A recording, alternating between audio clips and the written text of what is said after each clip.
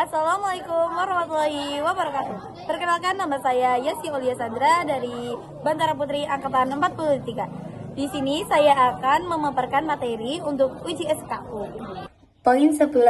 Dapat menjelaskan isi anggaran dasar dan anggaran rumah tangga Gerakan Pramuka kepada Ambalan. Assalamualaikum warahmatullahi wabarakatuh.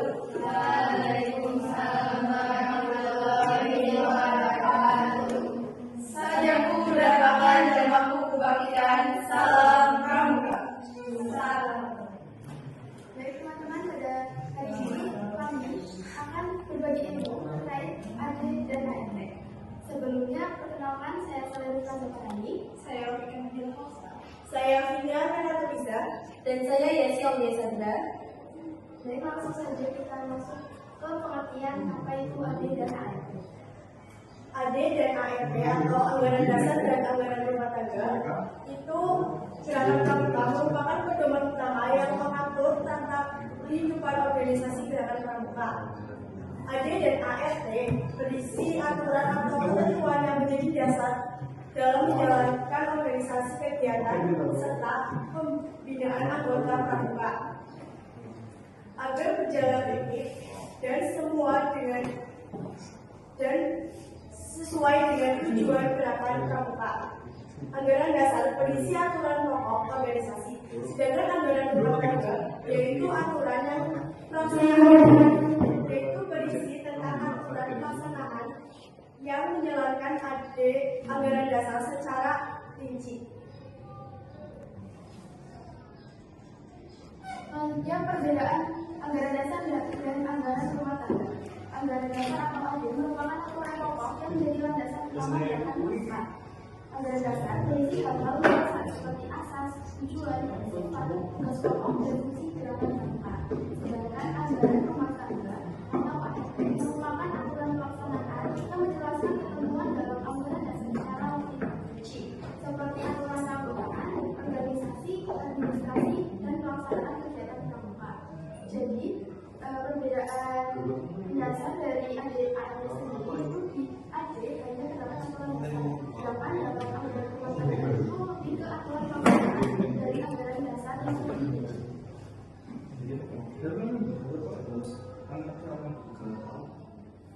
Selanjutnya ada isi anggaran dasar gerakan pramuka. Anggaran dasar gerakan pramuka berisi aturan mengenai dasar dan arah organisasi.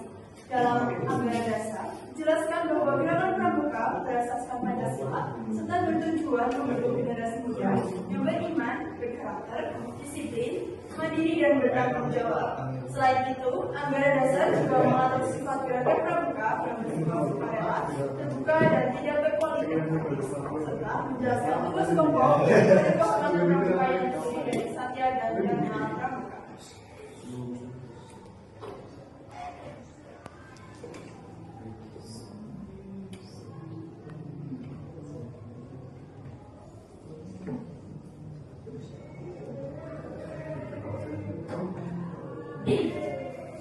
Isi anggaran rumah tangga Gerakan Pramuka. Anggaran rumah tangga Gerakan Pramuka berisi aturan yang mengatur pelaksanaan organisasi secara lebih terperinci. Anggaran rumah tangga mengatur berbagai hal seperti keanggotaan, hak dan kewajiban anggota, struktur organisasi, tata cara musyawarah, administrasi, serta pelaksanaan kegiatan kepramukaan. Dengan adanya anggaran rumah tangga, seluruh kegiatan dalam Gerakan Pramuka dapat berjalan lebih teratur dan sesuai dengan aturan yang berlaku. Kemudian ada penerapan anggaran dasar dan anggaran rumah tangga dalam kehidupan ambalan. Yang pertama, dalam lingkungan organisasi tingkat penegak, anggaran dasar dan anggaran rumah tangga diterapkan secara nyata melalui tindakan sehari-hari, seperti mengambil keputusan bersama melalui mekanisme musyawarah. Yang kedua, menjalankan tugas dan tanggung jawab masing-masing anggota dan mematuhi seluruh aturan kegiatan yang telah ditetapkan, dan juga ada menjaga kerjasama dan disiplin anggota ambalan.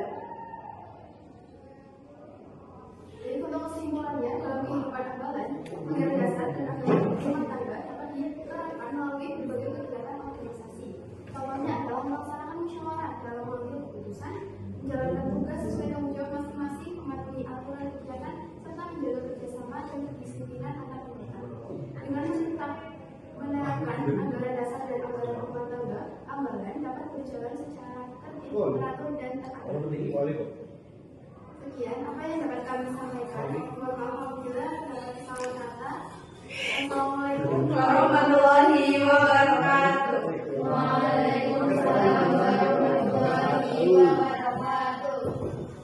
Poin 12 dapat menjelaskan di muka umum tentang sejarah kepramukaan Indonesia dan dunia. Halo teman-teman, di sini kami hendak berbagi ilmu terkait sejarah dalam pramuka dunia dan di Indonesia. Sebelumnya perkenalkan saya Salma Zahrani. Dan saya sendiri, Tiara Pelantuliza, saya Fikra Pinangsa, dan saya Yesi Aulia Sandra. Lahir tahun 1961 yang ditandai dengan serangkaian peristiwa berikut. Yang pertama, pidato presiden atau mandataris MPRS di hadapan para tokoh dan pemimpin yang mewakili organisasi kepanduan yang terdapat di Indonesia 9 Maret 1961 di Istana Negara. Peristiwa ini disebut Hari Tunas Gerakan Pramuka. 2. Diterbitkannya Keputusan Presiden Nomor 238 tahun 1961 tentang Gerakan Pramuka yang menetapkan Gerakan Pramuka sebagai organisasi satu-satunya kepanduan yang ditugaskan menyelenggarakan pendidikan kepramukaan bagi anak-anak dan pemuda Indonesia serta menegaskan anggaran dasar Gerakan Pramuka yang dijadikan sebagai pedoman. Poin 14 dapat menjelaskan sejarah, arti, tata cara penggunaan, dan kiasan Sang Merah Putih. Sejarah bendera merah putih yaitu pertama kali dikibarkan pada tanggal 17 Agustus 1945 pada saat proklamasi kemerdekaan dan dijahit oleh Ibu Fatmawati. Arti dari warna bendera tersebut yaitu warna merah melambangkan keberanian dan warna putih melambangkan kesucian dan kejujuran. Tata cara penggunaan Sang bendera merah putih yaitu yang pertama dikibarkan pada saat upacara bendera atau pada saat Hari Nasional Indonesia. 2. Tidak boleh menyentuh tanah. Dan yang terakhir yaitu tidak boleh menggunakan bendera sebagai alas atau pakaian kita. Dan yang terakhir yaitu ada kiasan Sang Merah Putih, yaitu melambangkan persatuan, kesatuan, dan sebagai identitas negara Republik Indonesia. Poin 14 yang berbunyi dapat menjelaskan peran Indonesia dalam ASEAN dan PBB. Peran Indonesia dalam ASEAN yaitu menjadi salah satu negara yang mendirikan ASEAN.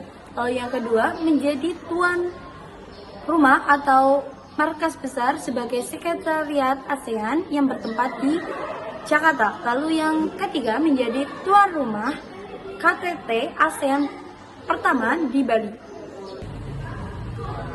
Peran Indonesia dalam PBB yang pertama yaitu rutin mengirimkan pasukan Garuda ke wilayah yang berkonflik.